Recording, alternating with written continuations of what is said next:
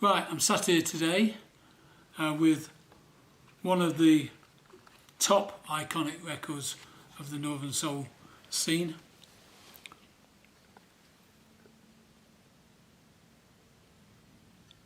In beautiful condition, as you can see, the labels are more or less perfect. The B-side is actually mint minus. The A-side looks like at some point in its life it's been jammed in without a sleeve between two records, and has left some very fine scuffing just on one area. If you want to have a look at that, that's really clean. It's a really clean copy. You look at it, it does play beautifully, as you're about to find out when it gets sign filed. Now, the story about this record all started with a record that I needed.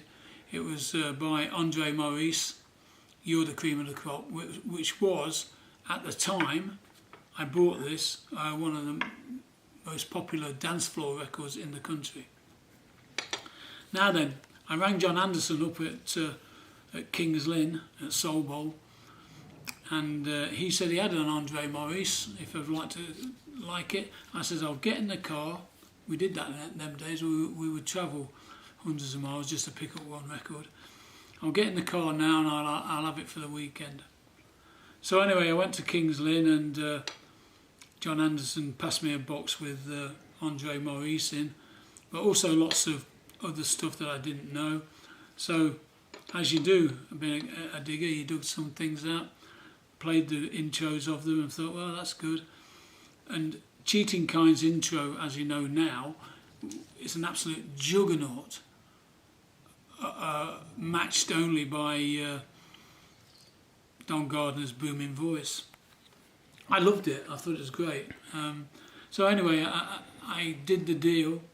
Andre Maurice cost me a huge sum. It cost £60 back in 1965, which was massive, you know. And this one, this baby, Don Gardner, cost me £3. I did play Andre Maurice at Cleethorpes that weekend. Fantastic response.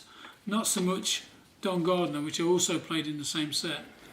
Don Gardner didn't do much at all. Dance floor didn't appreciate what was going on. Their mindset was in funky 70s dance, and this one kind of died a death, but I persevered with it at Cleethorpes for about, must have been a year, and the regulars started to like it, and slowly but surely it started to get a dance floor response. It was a one-off though, so at the time, so nobody else in the country was helping me play it. So anyway, I went to the Ritz in 1976 and did a set there with Colin Curtis, Ian Levine, Neil Rushton. I think Richard Serling was there as well. I did a set there, and it was the days of Tavares, Heaven Must Be Missing an Angel, the Miracles, City of Angels LP with Love Machine on it, and they were the records that were packing the floor in those days. Miracles, Love Machine, Heaven Must Be Missing an Angel, they were monster dance floor favourites. In the middle of all that, I thought, I'll tell you what, I'll play my Don Gardner.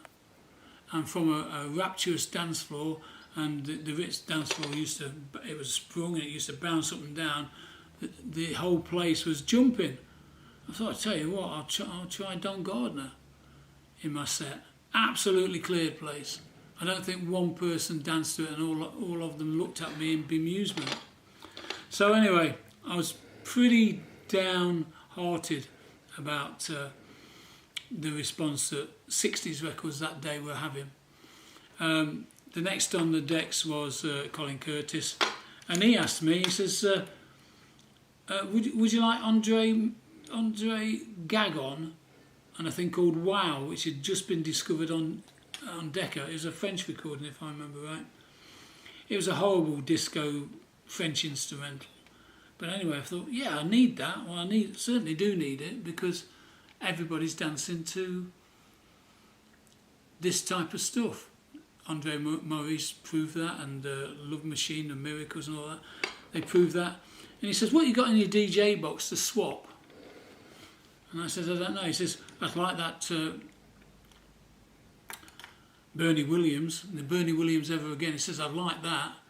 I says, okay. And then Colin says, I'll swap you it for Andre Gagon's Wow, which today, by the way, if you don't know, is worth about £4, and it's horrible, and not a record I ever want to hear again.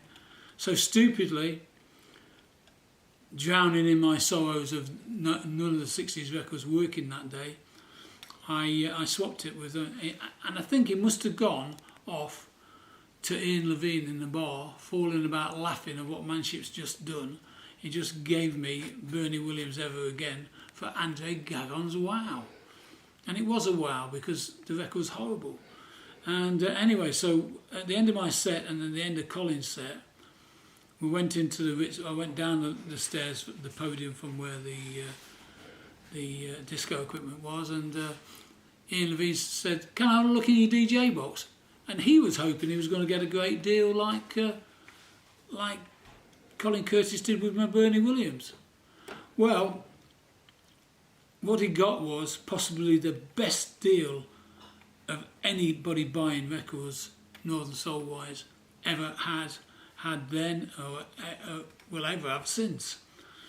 He pulled Don Gardner out of my box and says, "You just played that, didn't you?" I says, "Yeah, it died." He says, "How much do you want for it?" And you know something, I paid £3 for it. So I said to Ian Levine, £3 okay? Said, "Yeah, I'll have that for £3." And then he pulled out Inspirations. No one else can take your place on Breakthrough. How much?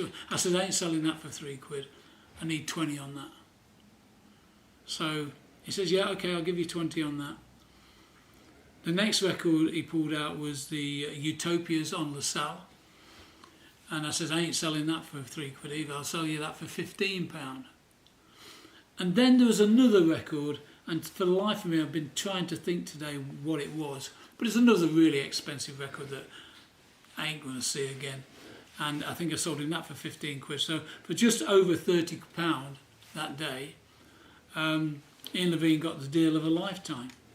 So that was how Don Gardner left my hands, became a mecca spin with Ian, and also grew a reputation year on year, not only for being great. I mean, it really fell into the mood-changing stuff that Stafford were doing 5 years down the line. And its reputation grew and grew and grew, mainly because nobody could find a copy. It is genuinely rare. This is now, I think, about my 5th time it's been through my hand.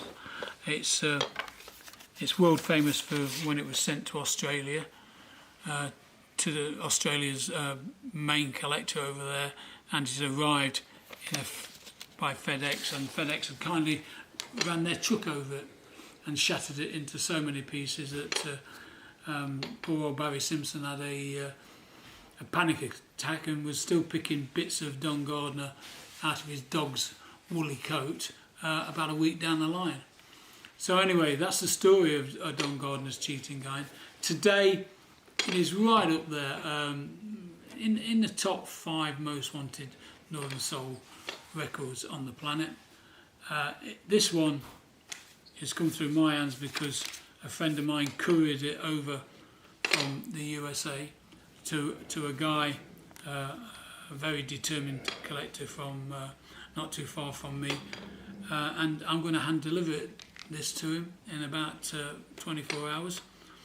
And I'd just like to say, you can never predict what's going to happen with a Northern Soul 45.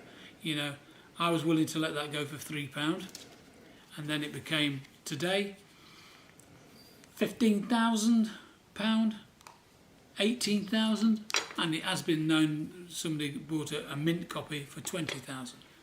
So that was my bad day at the office back in 1976 when I sold 4 records, and when I think of the other one I'll probably cry even more. 4 records that were in my DJ box back in the day, and I've never been able to replace the Inspirations, never had one since. Don Gardner, I've had a few through my hands but not many.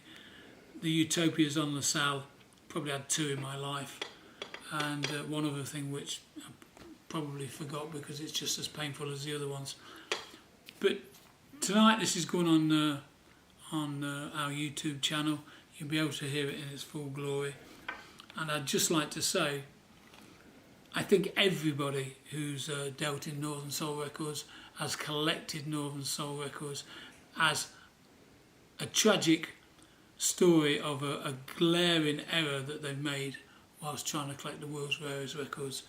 That's my tragic error, but I'm glad to say there's a copy in my hands today.